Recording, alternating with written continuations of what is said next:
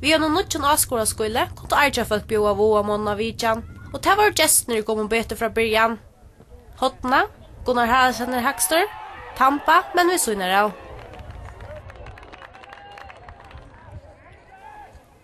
Det var ikke det store spil i forholdet til kvargan av Lionon, men det var Tonolche Vestur som lå om henne.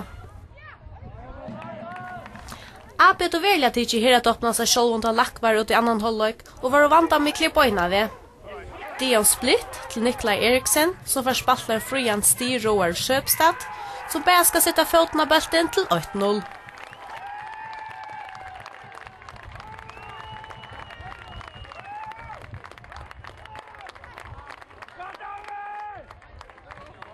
Etter målet at Argir finner ikke blå på tonna.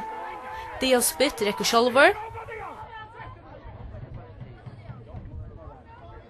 Finner og Frian Kenneth Jakobsen. Trygve Askam kommer ut i motor. Nikolai Eriksen, men nå pom.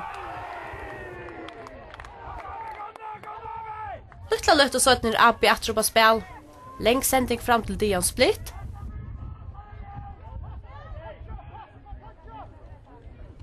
Han og Morsan Høg spiller vel sammen sønne mittlo. Stig Roar spiller til Frian Nikolai Eriksen, så får lagt Abbe i 8 til 2-0.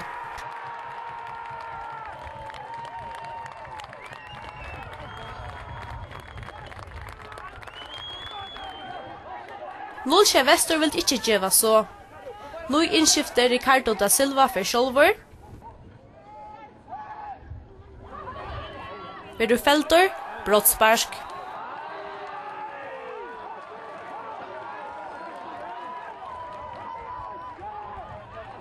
Argir menn vilja være vi at det ikke er brottsparsk, men dømt vær. Milan Pesic vil det settra skjøta og er å svikalige trykker. 2-8.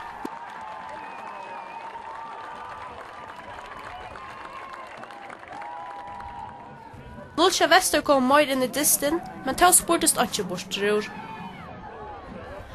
Abbe var nå tryggja seg plass i Vodafonedeildin til kommande kappingar her, men det ser helt svært ut til Nolche Vestur. Gaur halve tøyme loktor, Malmauren til UF, en lenkan balt fram, Rekve Jakobsen lander vi høttenon, og så renner han inn 4 male, for at vi er klarer å takke imot baltenon atter.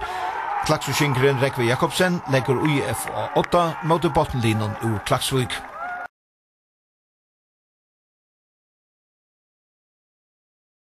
Og Rekve er òsne mauren og i økjer til 2-0 for fullfringar. Gaur 40 minutter løkter.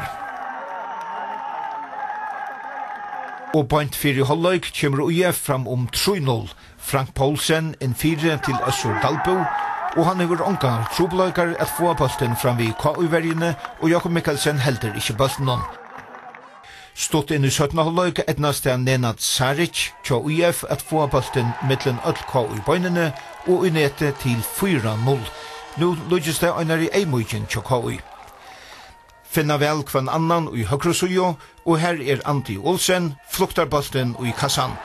Hentan botfinalen endar 5-0 til et vel opplagt UF-li, som hendandisten var alt og godt til nekka botnstrui. B68 fikk han en bedre byrjan, og det litt vel fram i NSÍ Malen. Hetta er gong den halva 4 halvleg, men tofta menn ikke noen neiver til sjåda skala mål. Her er det Amme Keita og Johan Simon Edmundsson som er ferdig ved bøltene. Keita skjuter, men legger beint ved syne av. Ta i 4 halvlegger komna helt, blir NSÍ Esnia trussta. Einar til Hansen legger bøltene 4, men Karoli på temken skjuter pum. Begge linje er allopsenere. Flere skått vil ha mål, og distren vil spennende. Amme Keita skjuter, men mener Johansen bjergar. Olli Olsen teker frysparsk, men bøltren fyrir pum. Så er det Runavik en gang. Boi Løtjen legger bølten inn til Karoli på temken, men Lada Filipovic bjergar. Vi også trusjer atter på spill.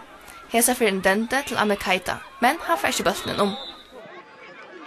Håvast tar nekve møvleggane enda 4 halvlegger målleser. Men så er ikke lenge.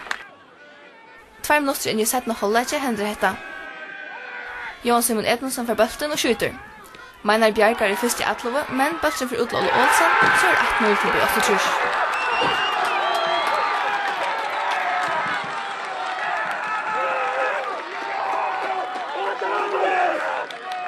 Runavikingar missa tog ikke måte. Tar kjempa harstur ofte om å jauna. Karoli på tempen til Jan Marsten Morsensen, men han skyder lengt opp om. Så det atter tofta menn som affär.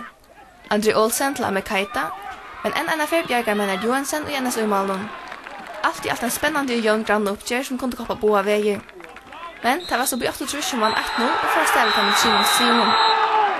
Det er litt nå en ørenposte som gjør avgang til Europacup-fotball neste år. Og da 5 minutter spalter mal i Sarpsborg. Sverre Jakobsen legger 4. Og etter å sindra ping-pong-spill inn i Streymur broststeinen ender bulten for føttene av Soltan Poseki, og han gjør kjøtt av 8-0.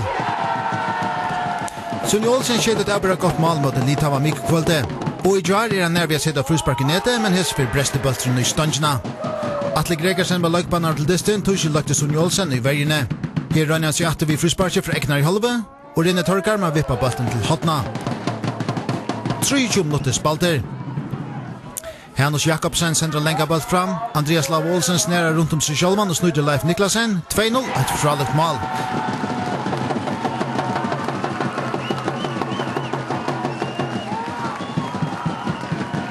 Bant 4 stedjen kommer sundagsmenn til 2 rymlige staurar Malmö-lagar. Fyrst sender bare Olsen og frusparka ståndsjena. Og så gjerne for Gessatori boksa bulten borter er en Ila Bø for panna. Víkingur heldur fram vi skjóta allupspillen i byrjan av 17-halvleggje. Sverre Jakobsen kommer til gåva skåtstøve, men hesfyr bjergar Rine Torkar. Domaren Rune Garbo lette spillet karavujari, skjalt om Víkingur i fruspark til Andreas Lav Olsen har vært felter. Og en rett avgjør til Finn Justinsen kommer til en ståra Malmö-laga. Hans Paulo Samuelsen røyner seg ved skåte, nærre koma gesten ikke. I stegen blir distin avgjørter til Andreas kastrat lengt innkast inn i broststein. Bulten regga fløyrleggare, og enden er at han sitter i netten, 3-0. Her er en støva som kanskje løser avridgen til Linon best. Her bestremer leggerne boja. Men heimali strøys for kvarjon balte. Víkingur vinner 3-0 og er vi at strøynen om silvermatchene. Fyrsta avvergen til Hape kommer ut av den aller første minutten. Bergur Midtjord sendte bulten i 4, og her er Johan Ellerskog halvstøy. Men tyverre for tar svartkvite, så er Johan Rengstader til Ellerskog fettler. Om det var gåa byrjanen og fikk løv i B36-varnar skal være åsagt. Men Årstadsfelaget settes seg av distant og størte det meste av spillen. Prima Koroma struttest overførst i alumnen, slipper leiser av Svan Jakobsen, men Marcel David Bjergar. Hoa spillet til Hape var trillvande, så er det her lydende vandamikler ta i møvleggen til stier. Etnan er tog vi på 36. Christian Restov Morsen har vært nekk vi anklet nå sørste tøyna, men til å rekker ikke spillet til hånden av Øtlenon. Han slipper til skått, men bare fram i malen. Som alltid tar i granna oppgjør i mittel store havnafølgene, så er hun nærtester en parster av spillen. Hesa fer litt av 2 hapgjærer. Hape fer frispark, Mila Kulic er setter av skjåta, og til reist reppe at han kan lette hapjåta ved en god skåte.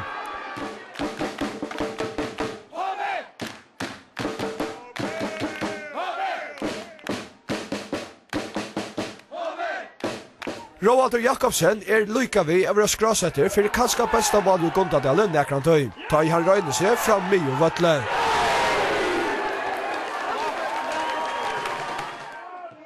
Hape ui allop, missa bulten, og så går det kjøtt hinveien. Christian Morsen var i felter, men Dagfinn Olsen letter spillet genga. En god avgjør for B36. Tøy, løt i at han nå er alt B36 i huset av Gåse. Maveren i syrkje for tøy er lagt under speise med Christian Restov Morsen, som ikke kunne brukast i Hape.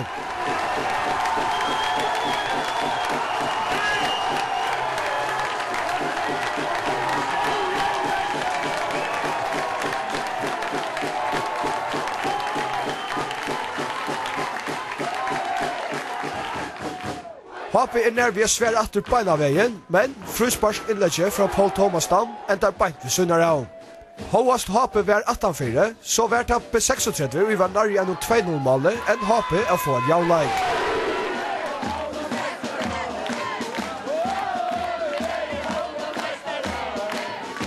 B36 vinner 1-0 og trykker seg hervid trygg herkommelsti i botstrøynen.